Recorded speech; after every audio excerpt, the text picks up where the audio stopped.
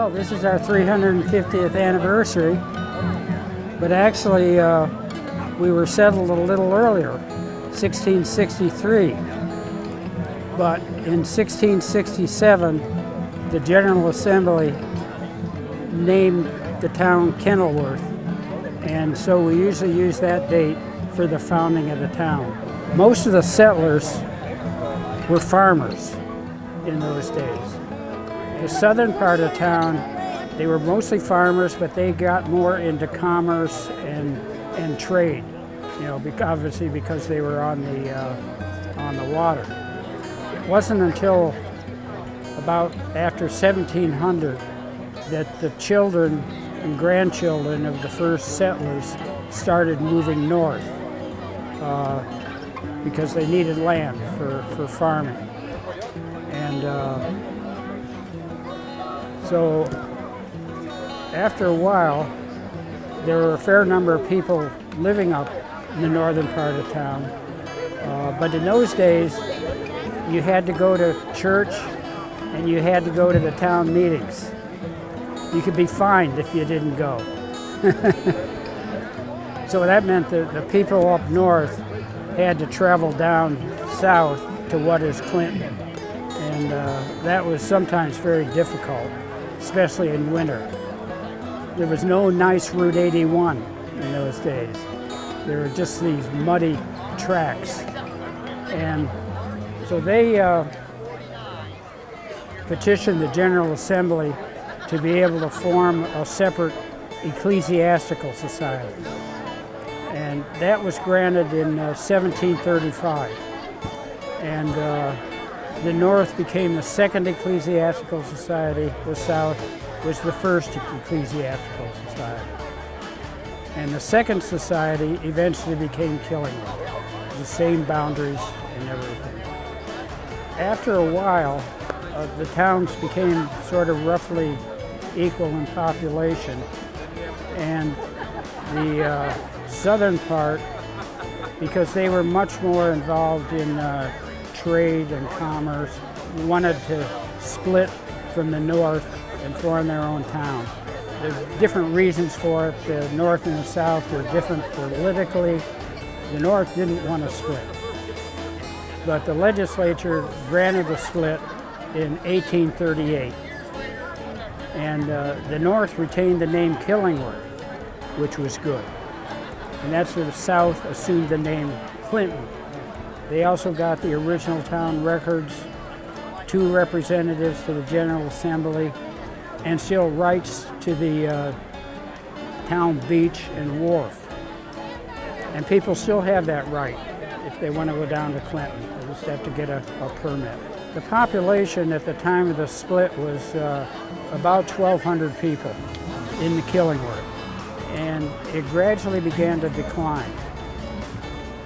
The low point was actually 1930 census, and there were about 560 people living in town.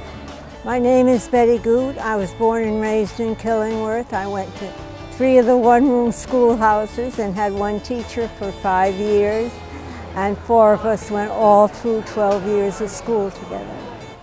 When I was a little girl, we had no running water, we had no electricity, and the road by my house was dirt. I'm Marty Mackold, and I've lived in Killingworth. I was born here. I moved out for a short time, and I moved back, and I've been here ever since. It wasn't until the 1950s that population began increasing, and that was helped a lot by the turnpike. You know, there was a trend then for people to move out of the cities and into the suburbs. And Killingworth was a nice, remote, undeveloped town. I worked there in 1957. I worked as a gopher for the carpenters. And then when it opened, I went to work there as a cowboy. I was either a sheriff or a deputy or an outlaw. Rode horses, robbed banks, robbed stagecoaches, and just had a good old time. Got to play cowboys and get paid for it.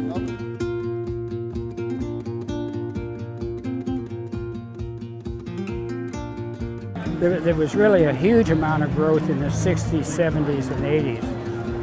And it's kind of leveled off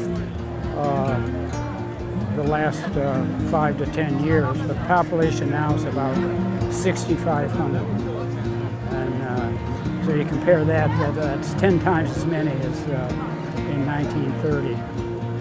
Well, it's a lot of changes and everything, and big houses now and everything, and a big school, and even a high school, you know, and we didn't have that.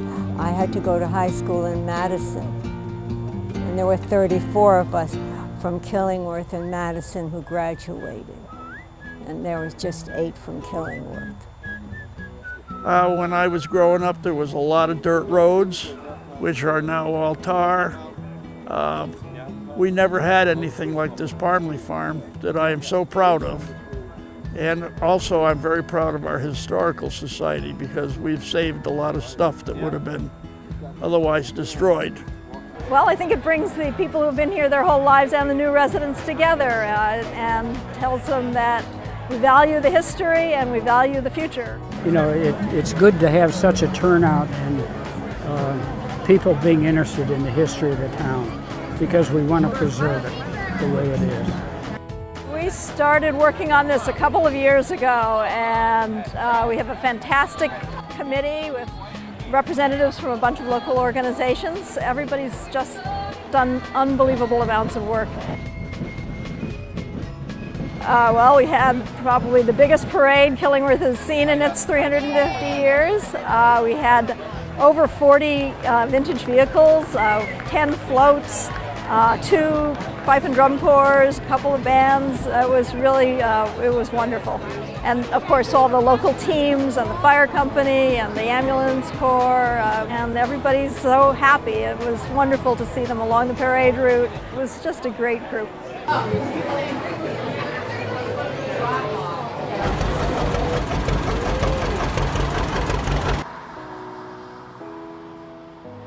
And this is a very special place, and we're really honored to be here, and we wish everybody in Killingworth the very best for the future.